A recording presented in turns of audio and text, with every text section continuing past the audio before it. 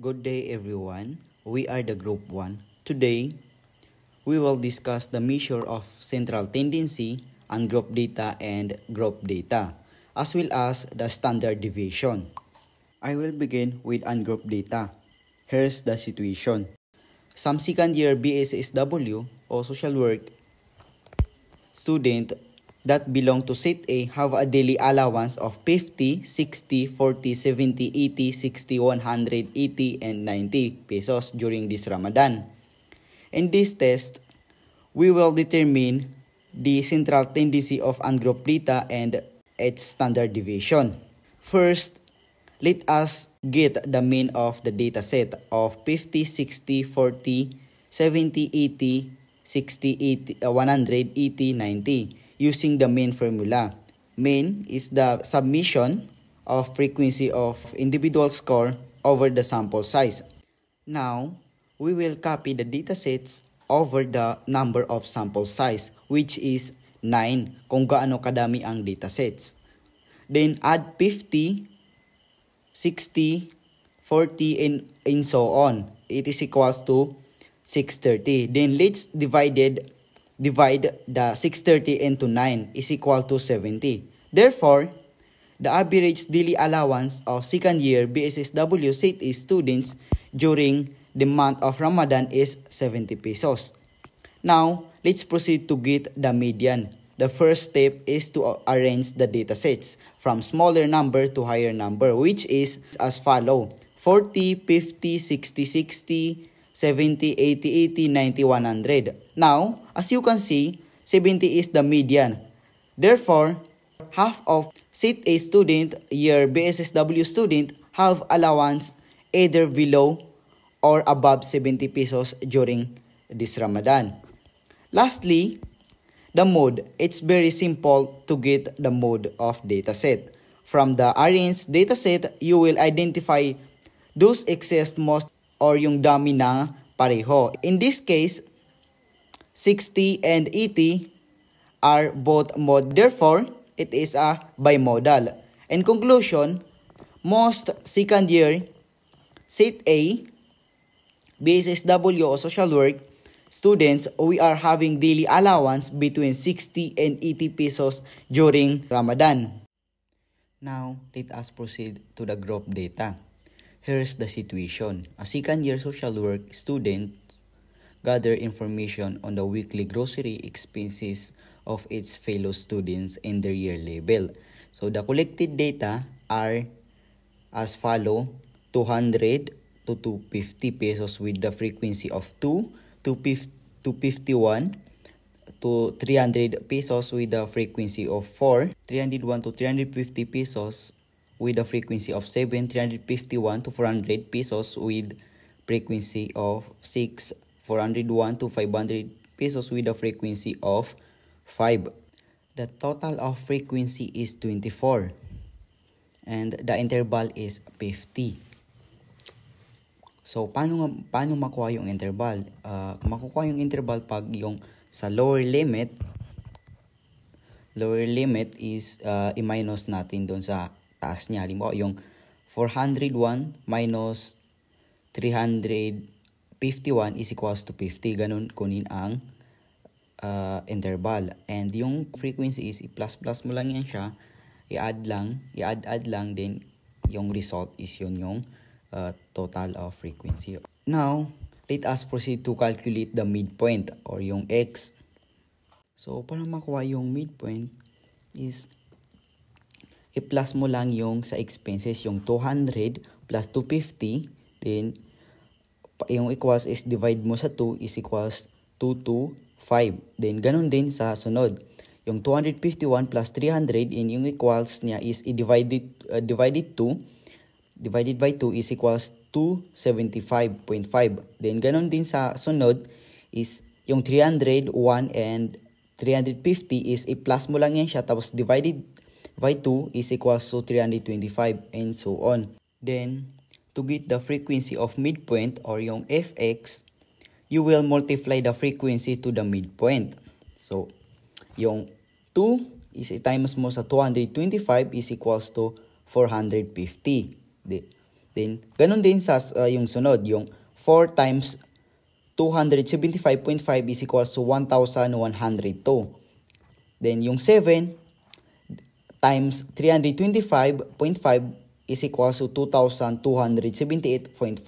Same din yung 6 times 375.5 is equals to 2,253. Yung 5, yan din yung 5 din. 5 times 425.5 is equals to 2,127.5. Now, the total of midpoint frequency is 8,211. It is very easy to get the cumulative frequency. You can just have to copy the 5 to the lower cumulative frequency. Plus 6 is equals to 11. 11 plus 7 is equals to 18. 18 plus 4 is equals to 22. 22 plus 2 is equals to 24. Malalaman natin na tama yung cumulative frequency natin pag same sila nung total sa frequency natin. Now, let's proceed to the lower boundaries of the median in the model class. There is a given 0.5 to be subtracted the lower limit which can seen by the expenses. 201 minus 0.5, yung sa lower limit natin sa expenses, yung 200 is minus 0.5 is equals to 199.5, or ganun din sa sunod, yung 251 minus 0.5 is 250.5, yung 301 is minus 0.5 is 300.5, and so on. To determine the mean, we will use this formula. Symbol of mean, summation of frequency of individual score over sample size. Based on the previous solving, the total of frequency of the sum product of frequency and midpoint is 8,211.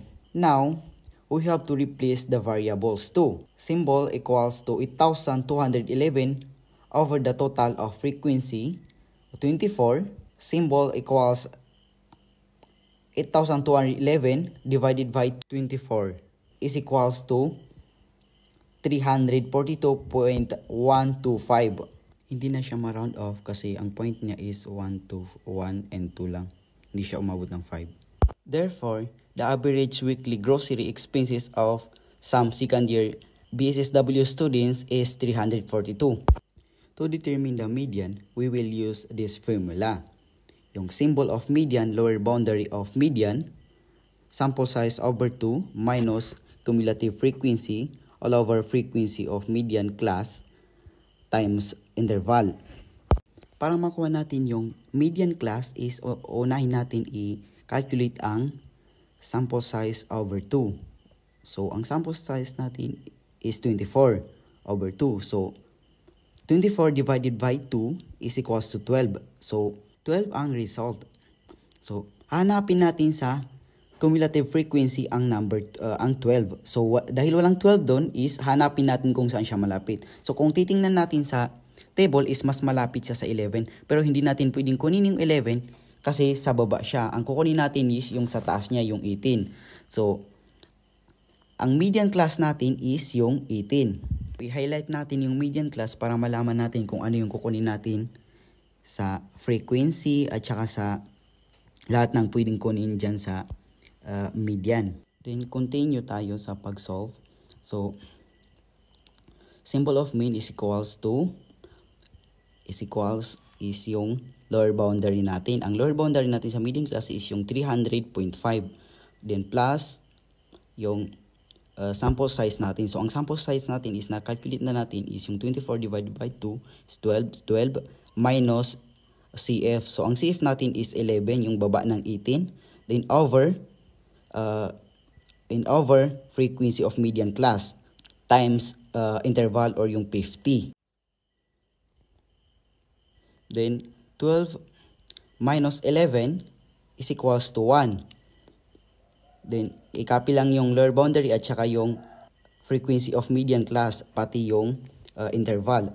Ang next is 1 times 50 is equals to 50, and copy lang din yung sa lower boundary. Then, 50 divided by 7 is equals to 7.142. Then, i-copy lang din ulit yung lower boundary, yung 300.5. Then, ang sunod naman is i-plus mo yung 300.5 plus 7.142 is equals to 307.64. So, ma-round up siya. So, ang final answer is 308. Therefore, half of some PSSW student who agreed in the weekly grocery expenses were above 308 and below 308. Let's move on to get the mode using the following formula. Symbol of mode equals lower boundary of mode class plus D1 over D1 plus 2 and times interval. Again, we have to get LBMC and to get D1 and D2 from the table. So you have to listen. So let's go back again the table. So ang D1 natin is yung baba ng ang D1 natin is yung baba ng 7 dun sa frequency, and ang D2 is yung sa taas. So para makuha yung D1 and D2 is yung 7 is i-minus mo sa D1, which is yung 6 is equals to 1. So ang D1 natin is 1. So ang D2 is same din, yung 7 is i-minus mo sa 4, yung D2, yung sa taas niya is equals to 3. So ganon kunin ang D1 and D2.